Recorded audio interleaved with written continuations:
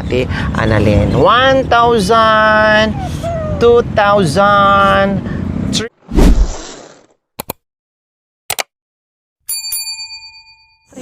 So ayan po mga kabayan, habang nagaantay sa pritong bangos, o habang nagpiprito po ng bangos mga kabayan, syempre mag early dinner na rin si Kuya Brian and Ate Annalyn, kasi sayang yung yung bagong luto na mainit-init na sinigang. So ganyan lang po ang kanilang simpleng sinigang na bangos mga kabayan. Sayang, lalamig yung kaya nga ang purpose natin magluto ng maaga, may sabaw para makahigop ng mainit na sabaw.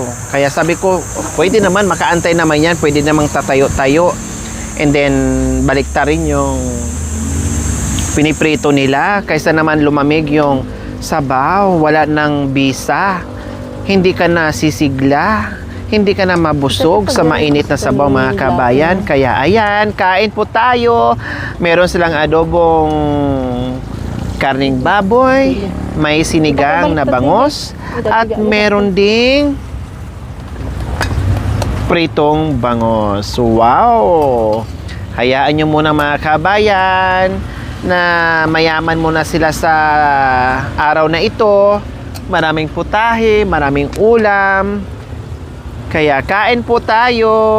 O, kailangan para sweet magkatabi kayo dyan, para lalong ganahan si Kuya Brian and Ate Annalyn dahil merong katabi sa hapagkainan. O, diba? O, ilipat ko muna tong isang para hindi kayo ito. Ko muna to. Diyan na lang muna. Sige, okay lang. Salamat. Kuya, kumain ka ng maayos ha. Huwag kang para mayroon kang panglaban sa hanap buhay mo. Kasi sabi nila, payat si baka mahinang kumain. Eh, syempre po mga kabayan, araw-araw lumalabas, araw-araw may tinutulak, araw-araw may ginagawa. Kaya yung kain niya, kasi sabi mong marami ang kain niya mga kabayan dahil sa pagod niya araw-araw, papayat talaga. Pangipalan tayo di prito. Kaya bumawi ng kain si Kuya Brian. Pero sabi naman ni Ate Annalyn, maayos naman ang kain ni malakas naman kumain si Kuya Brian. Talagang ganyan na siguro ang katawan niya. Hindi tabain. Sana ganyan ang katawan ko tulad ni Kuya Brian na kahit anong kain, hindi ka tataba. Ako kunting kain lang, taba na kaagad. Oh, 'di ba? Sarap. Ay, kumusta yung luto ni Ate Annalyn, Kuya? Ha? Ayos. Oh. May adobo dyan, ha? May adobong baboy. Oh. May pagpipilian kayo. Marami kayong ulam ngayon. Parehas tayo. Yan din yung part ng bangos ang gusto kong kainin. Yung ulo. Yan ang gustong-gusto ko rin kainin, yung ulo. Nula ka kutsara na ditani. Umang sila ka. Pero spoon na kadagitang ilaw. Sarap yan sa te. Sa gulay mo dyan, may kangkong, malunggay, wow.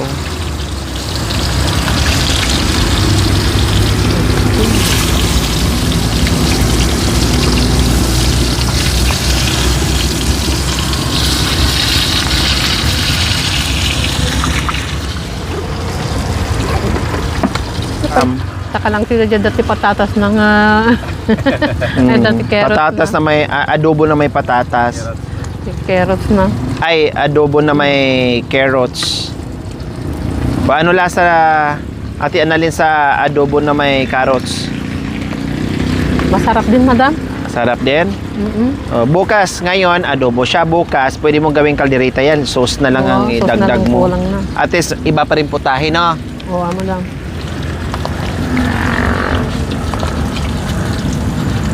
Ibang putahe pa rin siya. Wow na. Ikalbo pa sa kamangalat ng maknilaw. Nadawag pa ito eh.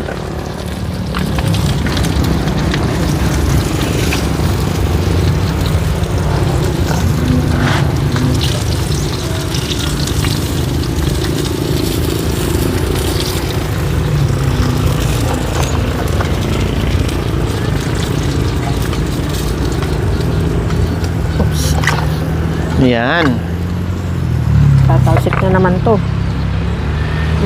Ito na. Ops. Oh. Ops.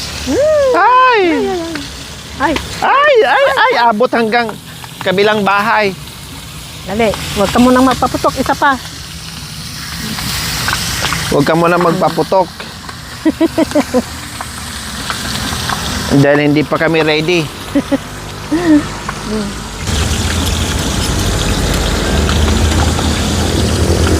Yung gulay kasi marunggay ito. Kuha, anok bati mo kanina. Dati kuha na.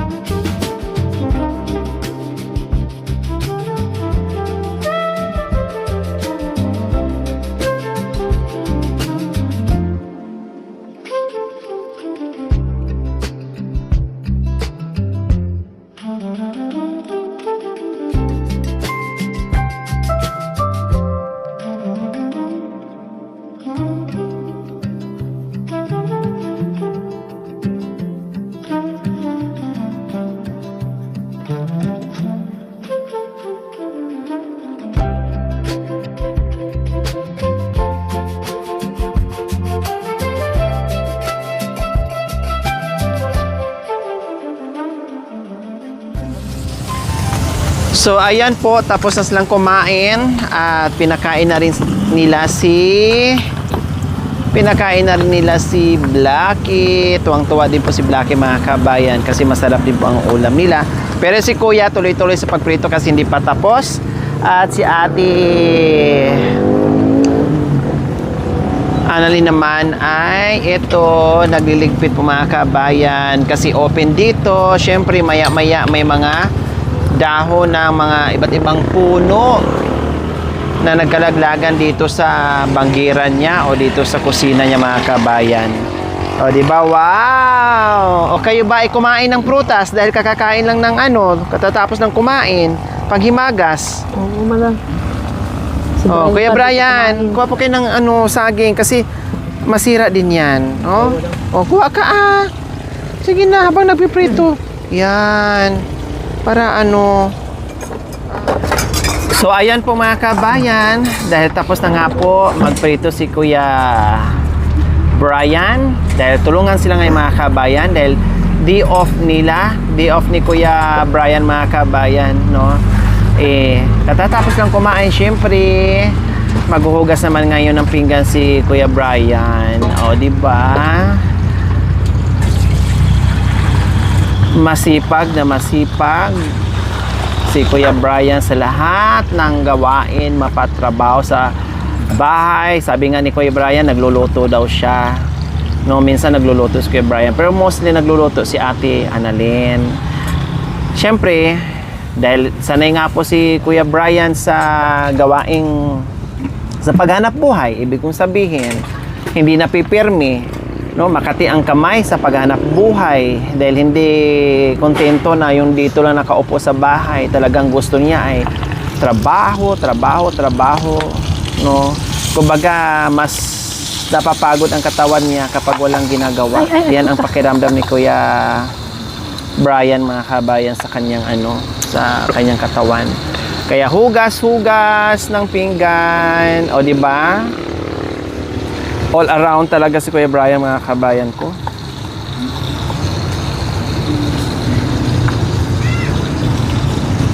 Pwede, kahit saan mo dalhin. Parehas lang dalawa, mga kabayan, na swerte sa isa't isa. Si Ate Annalyn, napakasipag din dito sa bahay.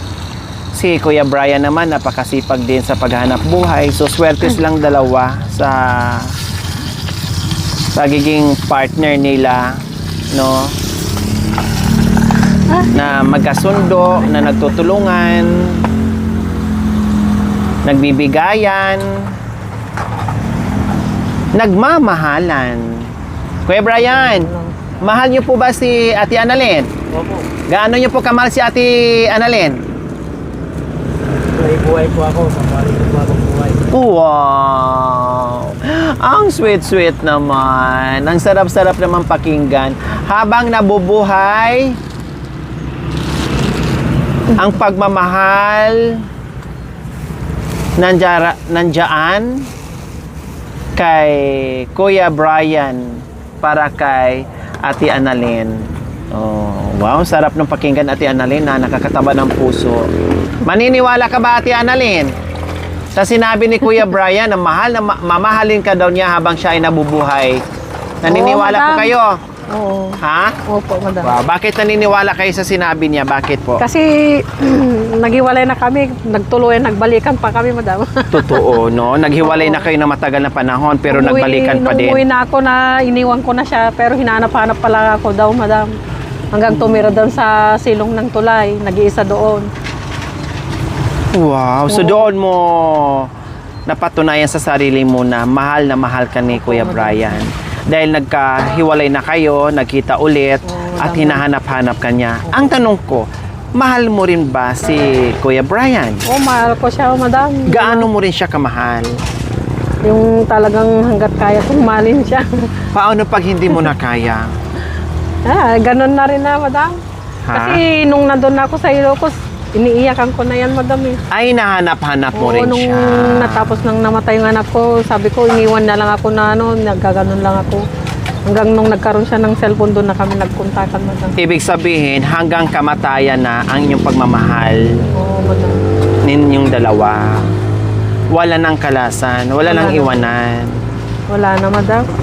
Ganito na lang, tuloy-tuloy na. Ituloy-tuloy. Bakit nga ba nagkahiwalay kayo nung una? Kayo. O ano bang dahilan sa away? Bakit nagkahiwalay Wala, kayo? umuwi lang kasi ako doon sa amin, noon, madam, kasi namatay yung anak ko. O bakit hindi po kayo bumalik? Nung namatay na, nung hinintay ko pang nag-isang taon bago ako bumalik, madam. Nakayanan mo yung antayin yung ganung isang taon, yung pagmamahal mo ni Kuya Brian? Ganun naman, isang taon na kami, madam, eh. Ha? Isang taon naggaganon kami, madam, eh. Naghihiwalay? After isang taon? Parang may expiration. Oo, madam. Oh, may expired siya. So after ng expiration, mayroon kang ibang minahal o wala naman? Wala na, madam. Kumbaga magpahinga lang muna. Oo, nagpahinga Tapos gawa kayo ulit ng kasulatan, kontrata na magmamahalan naman kayong dalawa. Oo, madam. Ay, ganun pala. May expiration. So ngayon, todo na. Wala nang expiration. Wala na, madam. Wala nang kasulatan na hanggang isang taon na lang. Oo, madam. Ha? Wala na. Wala na. Oh. Kayo po, Kuya Brian, tuloy-tuloy na? Wala nang expiration? O paano pag nagkahiwalay na naman kayong dalawa? Hindi na po siguro maulit yun. Ha? Hindi na po siguro maulit. Hindi na maulit. Bakit nasabi mong hindi na maulit? Dito na po kami maulit. Ha? Dito na po kami dalawa. Hindi na kayo maghihiwalay ng sa bawat isa? Ganon? Oh, ganon pala ka ano. ganon pala ka tindi ang inyong pagmamahalan. Wala nang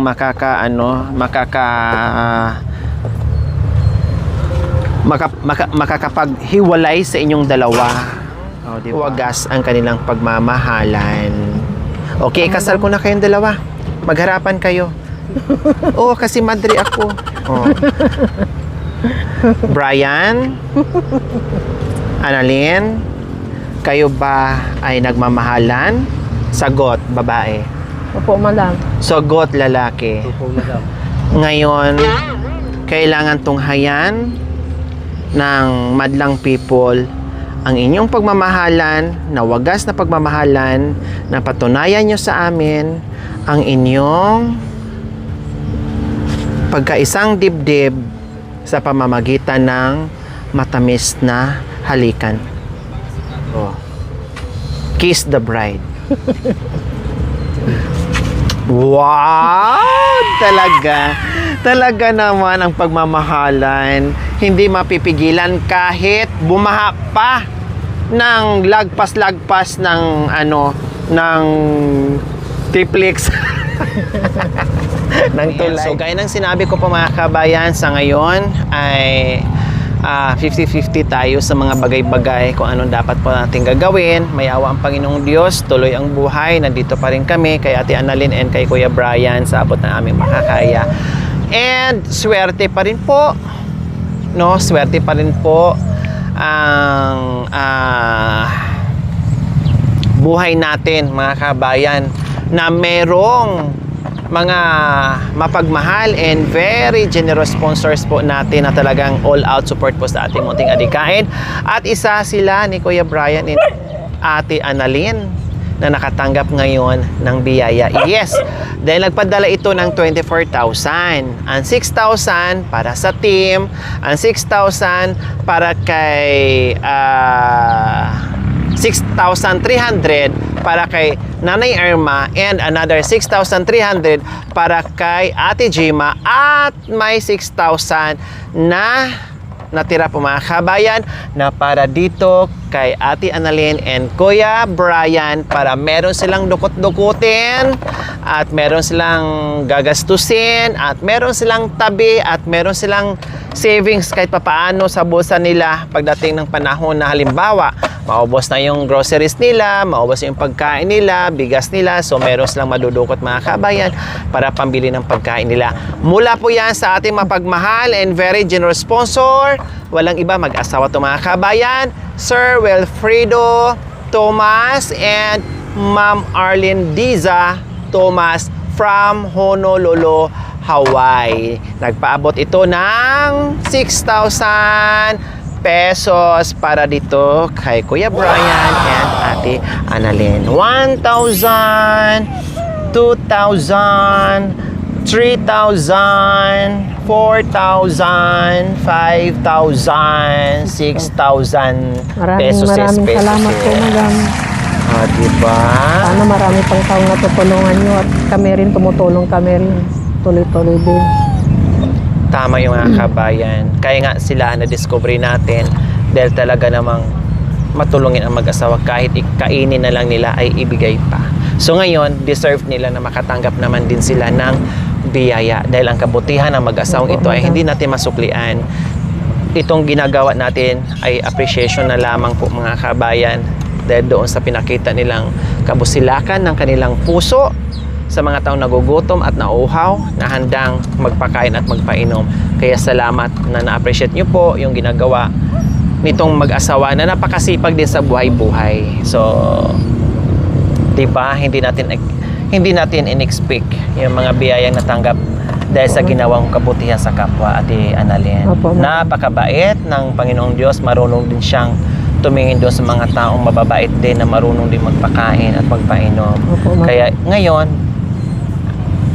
nasuklian ng bonggang-bonggang biyaya na sabi mo ay binigyan mo lang ng toyo, mantika, no, at kanin, tubig, pero ang bumalik sa iyo ay bonggang-bongga.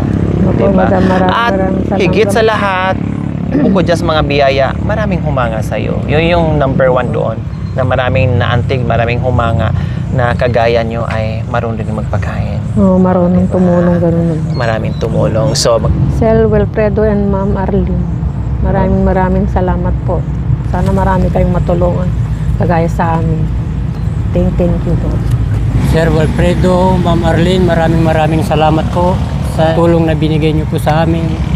Sana marami pa kayong matulungan na katulad po namin. God bless po sa inyong lahat. Sa lahat po ninyong pamilya, sa mga kamag-anak po ninyo. Salamat po. Number 1 po, nagpapasalamat po ako sa Panginoon. Maraming salamat po. God bless po sa inyo po.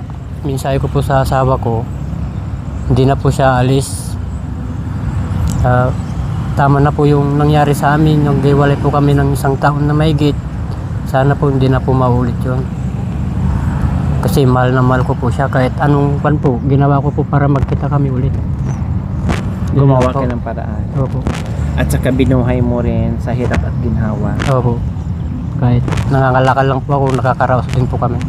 Yan ba yung ginagawa mo, Kuya Brian? Yung pagtitiis mo sa ulan, init, sa pangangalakal araw-araw na halos hindi na kinagpapahinga dahil sa kagustuhan mo na magsama kayo ng habang buhay at hindi na kayo magkakahiwalay at higit sa lahat hindi mo mapagutuman yung taong minamahal mo.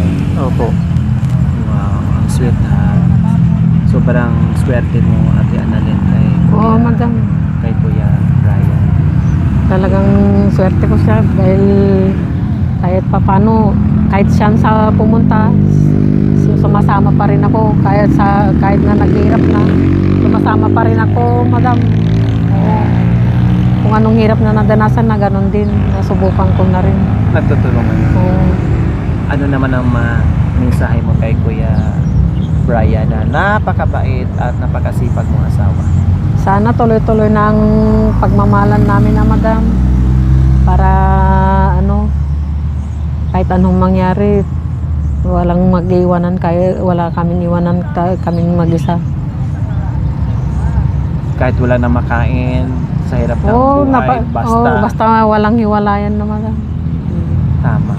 No? Pero malayo sa katotohanan na magugutuman kayo. Malayo sa katotohanan. malayo. Kasi parehas kayong dalawang madiskarte at Diskarte po, masipag. madam. Malayo. Hindi ko nakikita na magutuman kayo. Nako, Opo, madam. hindi sumagi sa isip ko. Dahil sobra-sobra ang sipag nyong dalawa. Opo, Na madam. tandem talaga kayo. Daig nyo pa nga yung may mga anak eh. No? Daig nyo pa yung Opo, 10 madam. anak na babanjing-banjing lang dyan. Akala mo wala lang. Wala Hindi lang. iniisip. Pero kayo, daig nyo pa. Opo, Akala nyo madam. 20 ang anak nyo sa sobrang sipag yung dalawa. Lalo na si Kuya Brian sa paghanap Oo, buhay niya. madam. Akala mo Diretso. 10 ang anak niya, 20 ang anak niya. Sa Tuloy-tuloy sa kasipagan. pangangalakal. Opo. Okay, so ayun lang.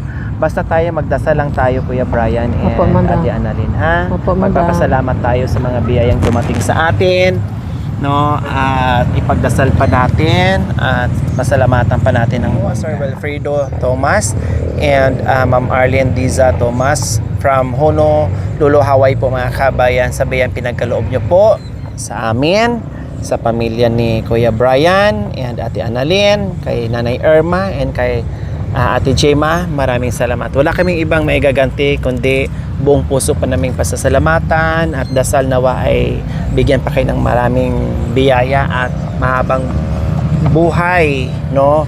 At happy life, no? Na marami pa tayong mapasaya na mga kababayan natin na naghirap tulad nila. Maraming salamat. So we love you all. God bless us all. Bye. Mwah. Okay. Thank you for watching, mga kabayan. Don't forget, like, share, and subscribe. And please, click the notification bell para updated po kayo sa ating mga videos. Thank you! Bye!